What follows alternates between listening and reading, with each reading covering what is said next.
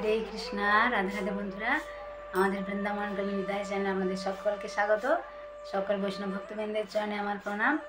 আপনারা সকলেই কেমন আছেন? আশা করি রাধা মাধবের কৃপায় সকলেই ভালো আছেন। তো আজকে আপনাদেরকে একটা অপূর্ব সুন্দর ভক্তের লীলা কাহিনী শোনাবো, যে একজন ভক্ত, তিনি ভগবানের প্রতি কত প্রেম, এবং তিনি তার স্ত্রীর কথা রাখতে তিনি কি করেছিলেন, তিনি অনেক সন্ত সেবা করাতেন। তো তার জন্য তিনি চুরি পর্যন্ত করেছিলেন, এবং শেষকালে তিনি ভগবানকেই চুরি করে নিয়েছিলেন। দেখুন কি অপূর্ব লীলা কথা। আপনারা পুরো লীলা কথাটা শ্রবণ করুন, তাহলে বুঝতে পারবেন যে কত অপূর্ব। তো যারা বন্ধুরা আমাদের চ্যানেল নতুন, তারা অবশ্যই আমাদের চ্যানেলটিকে সাবস্ক্রাইব করে পাশের বেল আইকনটা প্রেস করে দেবেন, এরকম সুন্দর সুন্দর ভগবানের লীলা কথা এবং আমাদের বৃন্দাবনের সুন্দর সুন্দর ভিডিও দেখার জন্য। আর যারা বন্ধুরা বৃন্দাবনে আসতে চান, তারা আমাদের সাথে যোগাযোগ করবেন। আমাদের এখানে থাকা এবং 3 টাইম কৃষ্ণ প্রসাদের ব্যবস্থাও রয়েছে, আর বৃন্দাবনের সমস্ত মন্দিরগুলো সুন্দর করে দর্শন করানো হবে। হরি বল। তো দেখুন বন্ধুরা, একজন ভক্ত ছিলেন ভগবান শ্রীকৃষ্ণের, খুব বড় ভক্ত। ওনার নাম হলো হরিপাল। তো তিনি কি করতেন, তিনি যখন তার বিবাহের সময় হয়েছিল, তিনি ঠিক করেছিলেন যে তিনি ভক্ত মেয়েকে বিয়ে করবেন, যে ভক্ত হবে। এবং একটা মেয়ে, একজন যে যার সাথে বিয়ে হয়েছিল, উনি আবার কি ঠিক করেছিলেন, উনি ঠিক করেছিলেন আমি এমন একজনকে বিয়ে করব যে যিনি প্রতিদিন 1000 সন্ত সেবা করাবেন। হরি বল। তো 1000 সন্তের সেবা যিনি করাতে পারবেন, সেরকম ছেলেকে আমি বিয়ে করবো, এরকম ঠিক করেছিলেন। তো এই খবর হরিপালের কাছে যখন যায়, তিনি বললেন, হ্যাঁ, এই আমার জন্য উত্তম, সহধর্মিণী হবে। ঠিক আছে, আমি তাই করব। আমি প্রতিদিন 1000 ভক্তের 1000 সন্তের সেবা করাবো, তাহলে এই মেয়ের সঙ্গে বিবাহ স্থির করা হোক। এই বলে কিন্তু সেই মেয়ের সঙ্গে হরিপালের বিয়ে ঠিক হয়ে যায়, হরিপালের বিয়েও হয়ে যায়। তারপরে কি হয়, প্রতিদিন 1000 ভক্তের সেবা, 1000 সন্তের সেবায় তো অনেক খরচা।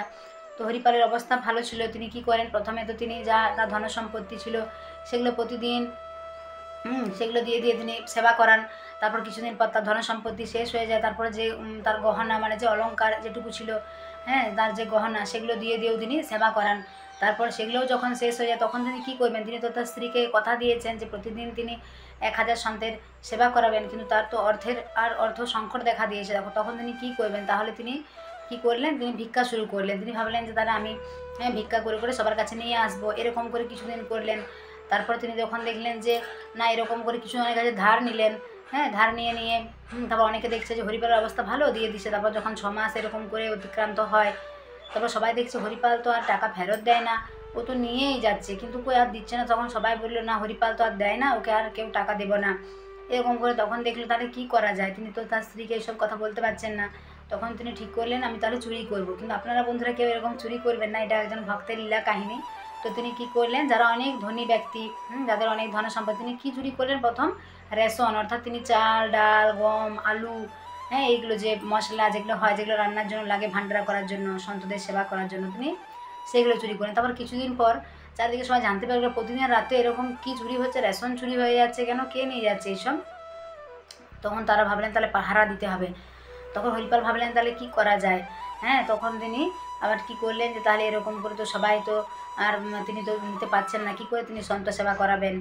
তারপর তিনি আবার দেখলেন যে যারা কোনো জন্য কাউকে দান করে না, অনেক বড় লোক কোনো জন্য দান দক্ষিণা করে না, সে তাদের ঘরে তিনি অর্থ চুরি করলেন। এইভাবে তিনি করে করে তিনি আবার সেই সন্ত সেবা করালেন। তারপর দেখলেন যে না, এরকম করে তো আর হবে না, এরকম করে সবাই তিনি তো ধরা পড়ে যাবেন, সবাই জানতে পেরে গেছে যে একজন হরিপাল এরকম চুরি করছে, তাকে ধরে ফেলবে সবাই, তাহলে তিনি কী করবেন। তখন ভগবান তো এইসব বিষয় দেখছেন, ভগবান শ্রীকৃষ্ণ, তিনি তো অন্তর্যামী, তিনি সব দেখতে পান যে ইনি তার সন্ত সেবা করার জন্য তিনি তার সর্বস্ব দিয়েছেন, তার নিজের সমস্ত ধন সম্পত্তি, নিজের সমস্ত গহনা। কিন্তু তার স্ত্রীকে যেহেতু তিনি কথা দিয়েছেন, তো তাকে তো কী করতে হবে, প্রতিদিন 1000 ভক্তের সেবা করাতে হবে, এটা তার স্ত্রীকে তিনি প্রতিজ্ঞা করেছেন, তার স্ত্রীর শর্ত ছিল। তো ভগবান বলছেন তাহলে আমি এই ভক্তকে একটু কৃপা করি, অনুগ্রহ করি। তো ভগবান কী করলেন, দ্বারকাধীশ ভগবান একদম পুরো মাথা থেকে পা পর্যন্ত ভগবান অনেক গহনায় সজ্জিত হলেন। মাথায় মুকুট, কানে কুণ্ডল, গলায় কত রকমের হার, হাতে সমস্ত আঙ্গুলে ভগবান আংটি, তারপরে কোমরে কোমরবন্ধনী, পায়ে নুপুর, একদম পুরো ভগবানের শ্রীঅঙ্গে এত অলংকার, অনেক অলংকার তিনি ধারণ করলেন। তখন রুক্মিণী বললেন যে প্রভু, তুমি কোথায় যাচ্ছ? তখন ভগবান বলে, আমার একজন ভক্ত আছে, তো উনি এরকম অনেক সন্ত সেবা করেন প্রতিদিন, তো উনি তার সর্বস্ব দিয়েছেন, এখন চুরিও পর্যন্ত করেছেন, তো এখন আর কোনো উপায় নেই, তাই আমি ওনাকে দর্শন দিতে যাচ্ছি। বলছে আমিও দর্শন করবো, তোমার এরকম ভক্তের দর্শন, বলে তাই তুমিও শ্রী পুরো অঙ্গে অনেক গহনা ধারণ করো। তখন রুক্মিণী বললেন তাই। তো রুক্মিণীও অনেক অলংকার এবং পুরো শ্রীঅঙ্গে অনেক অলংকার ধারণ করলেন। পরিধান করলেন এত সুন্দর সুন্দর অলঙ্কার, একদম রুক্মিণীও কানে কুণ্ডল, গলায় হার, হাতে অনেক অনেক অলঙ্কার পরিধান করলেন। তো তারপর দুজনে যাবেন ঠিক করেছেন হরিপালের কাছে। হ্যাঁ, এদিকে হরিপাল কী করেছে, দেখছে আজকে তো আর চুরি করা যাবে না, তাহলে আমি রাস্তায় বসে থাকি, এদিক দিয়ে যে আসবে কোনো বড় সেট যে ব্যবসায়ী তাকে আমি লুটে নেবো, তার যা আছে সব কিছু আমি নিয়ে নেবো। হ্যাঁ, তো কেমন লীলা দেখুন ভগবানের। তো ভগবান আসছেন সেই পথ দিয়ে। তো হরিপাল যখন দেখতে পাচ্ছেন যে ভগবান আসছে, হরিপাল তো জানে না যে ভগবান, হরিপাল ভাবছেন কোনো বড় ব্যবসায়ী, তিনি দেখছেন এত অলঙ্কার, তখন শুধু ভগবানকে দেখতে পেয়েছেন, তখন তিনি শুধুমাত্র একজনকে দেখতে পেয়েছেন, হ্যাঁ শ্রীকৃষ্ণকে। তিনি ভাবলেন যে বাবা এ তো আমার অনেক দিন যাবে, আমার তো 5 বছর 10 বছর চলে যাবে, অনেক অলঙ্কার, তাহলে ভালোই হবে।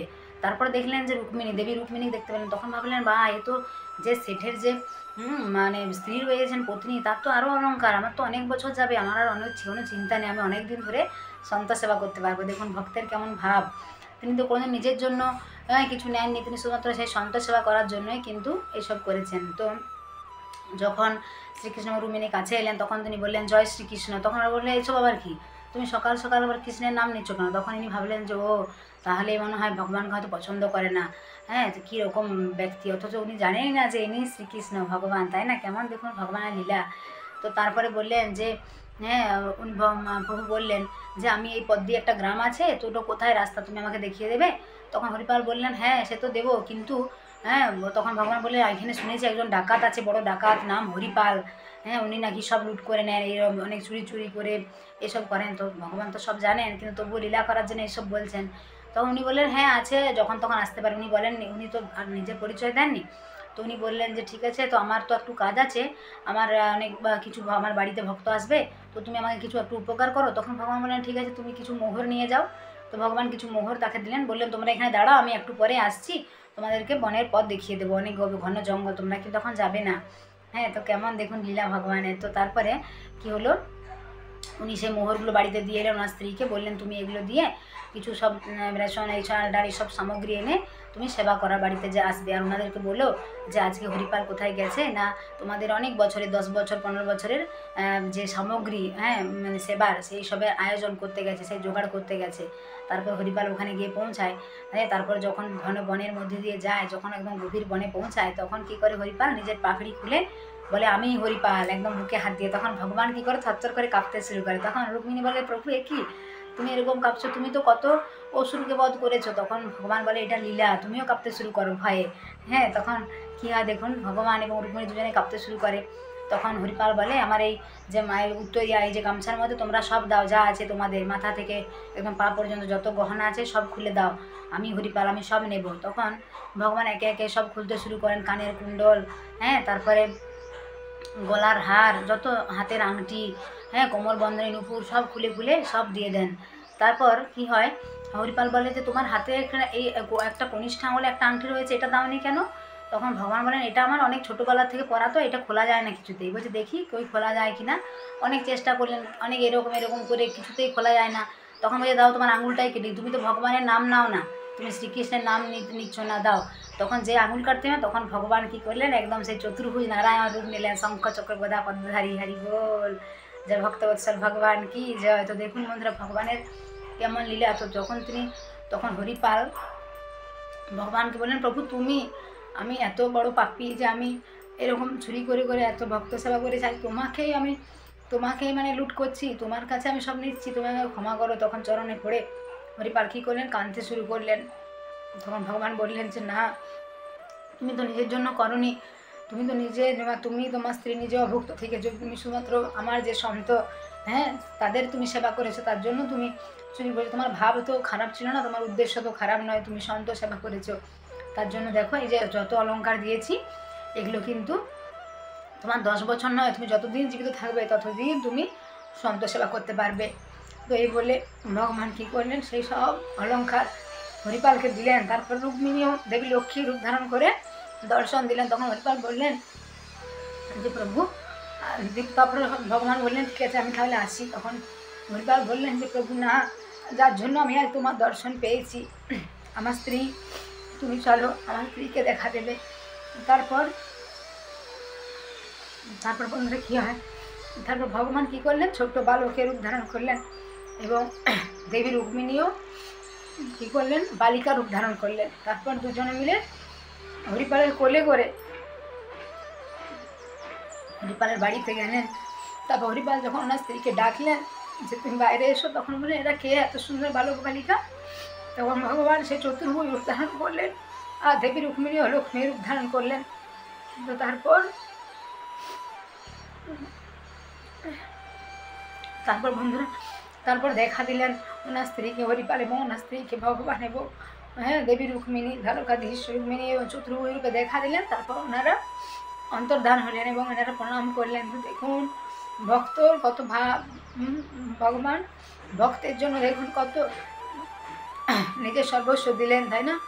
এবং বললেন তুমি ভালো করে সেবা করো। তো দেখুন বন্ধুরা আমরা যদি এরকম সেবা করি, আমরা যদি বৈষ্ণব সেবা করি, তাহলে কিন্তু ভগবান আমাদেরকে ঠিক কৃপা করবেন। তো আজকে এই পর্যন্ত বন্ধুরা, আপনাদের কেমন লাগলো কথা অবশ্যই জানাবেন। সকলে ভালো থাকবেন। হরি বল।